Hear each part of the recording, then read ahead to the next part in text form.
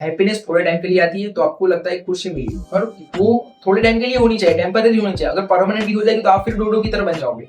तो ये वीडियो हर एक उस यंगस्टर के लिए, हर एक उस जेंजी के लिए जिसको हर वक्त मोटिवेशन की जरूरत रहती है।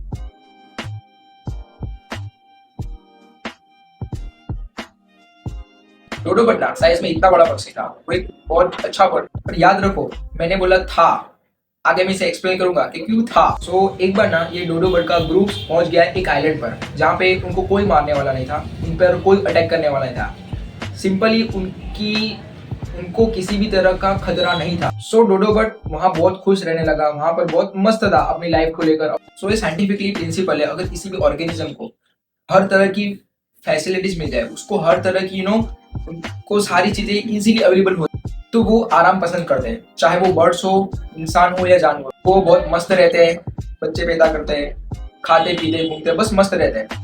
ये डोडो बर्ड्स ने उस आइलैंड पे खूब सारे बच्चे पैदा किए, खूब खाना पीना किया, मौज मस्ती की, बहुत अय्याशी की और खूब सारे बच्चे पैदा किए। इससे क्या हुआ, उस आइलैंड पे हर जगह डोडो बर्ड्स ही डोडो बर्ड्स हो गए, और वो आइलैंड डोडो बर्ड से भर गया। कई 100 साल हो गए, इस आइलैंड पे किसी ने अटैक नहीं किया, इस आइलैंड पे कोई भी ह्यूमन बीइंग या कोई भी तरह का ऑर्गेनिज्म आया नहीं,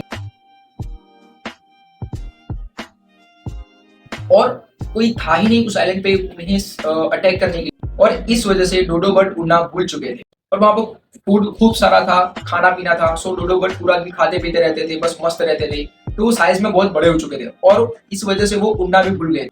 और इस बर्ड को ऐसा लगा कि हमेशा ऐसा ही चलता रहेगा लाइफ। देन सडनली वहां पर ब्रिटिश लोग जंप करते उस आइलैंड। ये तब की बात है जब यूरोपियंस लोग वर्ल्ड की एक्सप्लोरिंग कर रहे थे, मतलब एक जगह से दूसरी जगह ढूंढ रहे थे, देश विदेश ढूंढ रहे थे, मतलब एक लैंड फाइंड आउट कर रहे थे। और जैसे ही ब्रिटिश लोग वहां पर पहुंचे तो उन्हें चाहिए था खाना।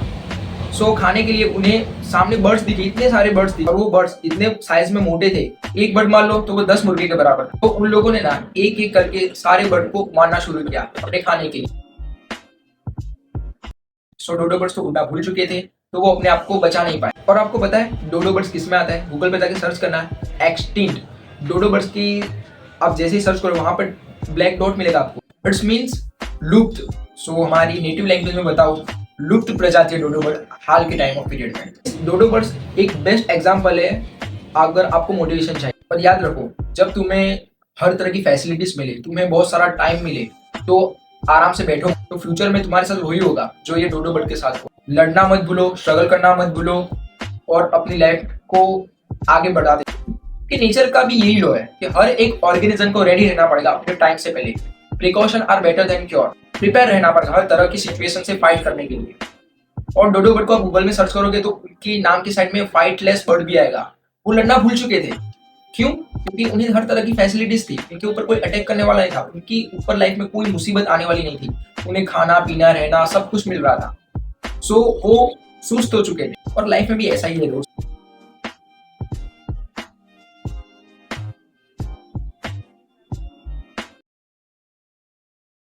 तो तुम भी तो वही कर रहे हो जो डोडो बर्ड ने करा था। एंड दोस्त, अगर मैं आपको एक फिलोसॉफिकल पॉइंट ऑफ व्यू से समझाऊं, तो एक जर्मन फिलोसोफर है, आई थिंक उसका नाम, हाँ, शोपेनहावर। एक जर्मन फिलोसोफर है शोपेनहावर। उस बंदे ने क्या कहा पता है? इस बंदे ने कहा कि जो दुनिया की जो नेचुरल स्टेट है वो सफरिंग है, मुश्किलियां है, तकलीफ है। समझो फिलोसोफर क्या कहता है कि दुनिया की जो नेचुरल स्टेट है वो सफरिंग है, तकलीफें हैं। आपको एक एग्जांपल से समझाऊं कि अंधेरा है, अंधेरा एक नेचुरल स्टेट है। सूरज है तो रोशनी है, समझे आप? सूरज नहीं तो अंधेरा ही अंधेरा है। सूरज आपकी खुशी है, अंधेरा वो आपकी लाइफ है, वो आपकी लाइफ की पूरी ट्रेजेडी है, वो लाइफ का पूरा ट्रैक है। सूरज एक हैप्पीनेस है आपकी, वो आया तो आपको टेम्पररी खुशी मिली। हैप्पीनेस एक टेम्पररी चीज है, उस बंदे ने कहा। अगर आपको हैप्पीनेस मिल जाएगी तो फिर आपकी बॉन्ड्स क्या रहेगी? आप बोरिंग, सारी चीजें बोरिंग हो जाएंगी। मैं आपको और इजी तरीके से समझाऊं, ये समझ लो, ये मान लो एक बुक है फॉर एन एग्जांपल, इसमें मान लो कि इसमें ऐसे कुछ सीक्रेट्स है कि मुझे कुछ ही टाइम में मिलियनर बना देगी। अगर मुझे मिल भी गई, ये चीज मुझे मिल गई, तो मेरी वॉन्ट्स तो पूरी हो गई ना, मेरी वॉन्ट्स, मेरी जो ख्वाहिश थी वो पूरी हो गई, तो फिर बचेगा क्या? ये छोड़ो यार, ये फिलोसफिकल बातें बहुत मतलब दिमाग पकाने वाली होती है। Moral of the story, struggle करना नहीं छोड़ना है, मेहनत करना नहीं छोड़ना है और अपने आप को बिल्ड करना नहीं छोड़ना है। Keep improving, keep building. Thank you for watching this video.